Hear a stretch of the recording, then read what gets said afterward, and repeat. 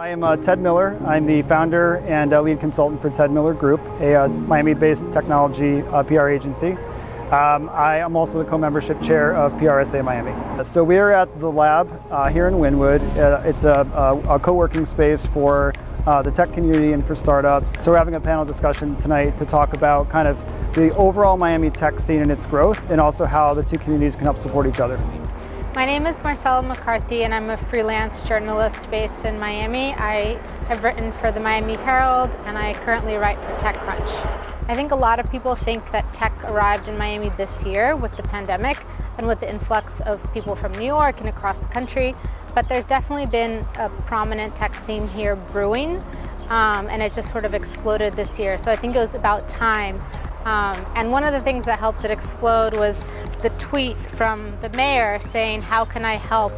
One of the founder fund partners said, "How about we move tech from Silicon Valley to Miami?" I'm Daniel Rodriguez, Vice President at Max Borges Agency. There's been a trend towards more consumer-facing tech companies that are growing here in Miami, so away from the traditional hospitality or real estate type tech brands. I'm Nancy Dahlberg. I am a freelance writer. Read my blog on refreshmiami.com. Over the past, I would say, 12 years, we've seen very steady growth in the tech scene here. And I would say in the last 3 years, we've seen an accelerated growth. My name is David Barkoe. I'm CEO and founder of Carve Communications. We are here in Wynwood at the lab, the home of Carve Communications' first office, actually. So it's a little bit of a homecoming for me. Companies in medtech and healthcare, obviously anything relating to real estate, prop tech is really big right now, which is one of the specialties of the lab.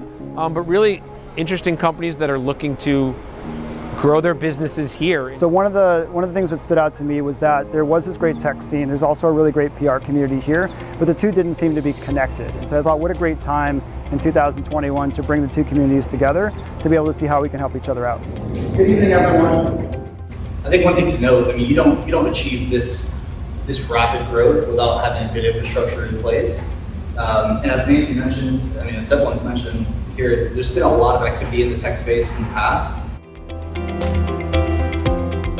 So one of the partners at Founders Fund tweeted, "What if we move Silicon Valley to Miami?" And the mayor replied on Twitter, "How can I help?" And the mayor has since then become like a marketing local for MiamiTech.